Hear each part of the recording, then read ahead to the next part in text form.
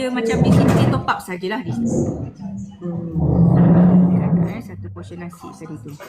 Tadi kita sambung apa yang tadi doktor yang tanya pasal tak ada. Orang kenapa ada orang kan? Kenapa ada orang sama-sama kan? Kenapa ada orang boleh kan? Ada orang boleh sustain, ada orang tak boleh nak sustain. Pertama sekali kita kena tengok adakah itu yang dipanggil sebagai BMR set point. Kita ni body kita ni masing-masing dia ada dia punya set point yang tertentu.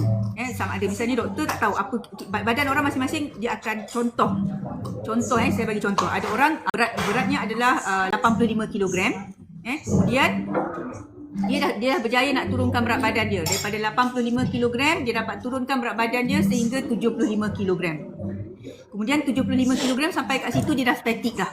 Dia dah statik pada 75 kg.